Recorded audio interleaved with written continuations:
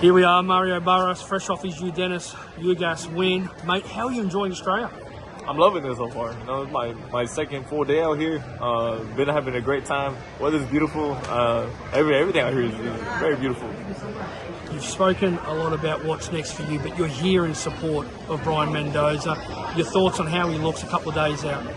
It looks phenomenal. You know, last time I saw him was right after my fight, and you know he looked ready. But right now, you know, just you really just see, you know, that focus, you know, that determination, that calmness, which is always really scary when the fighter has that before a fight. But yeah, no, like, he just looks ready.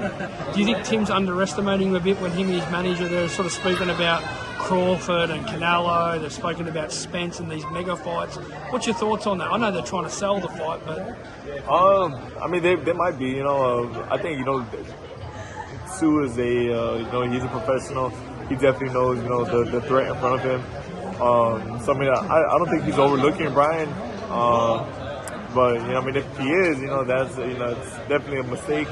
But I think, you know, they both know, you know, how dangerous each other are. You're at 47.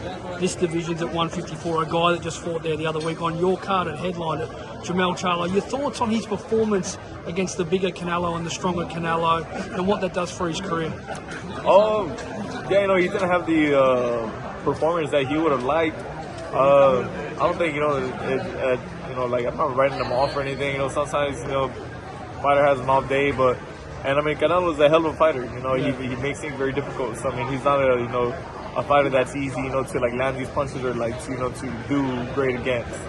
So I mean, I'm not necessarily surprised, but I'm not necessarily, I don't know, I'm not counting, you know, Charlo out. You know? So you're a fighter that's fought at 47 now a couple of times. You fought Tank obviously at 40.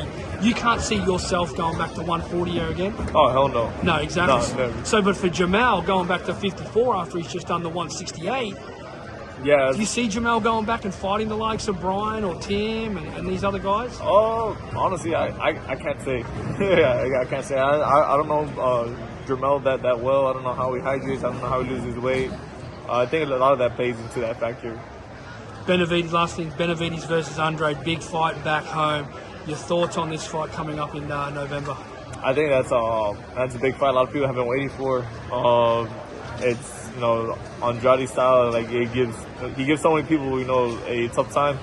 I'm curious how he's gonna deal with Benavidez's size, his speed, his punch output.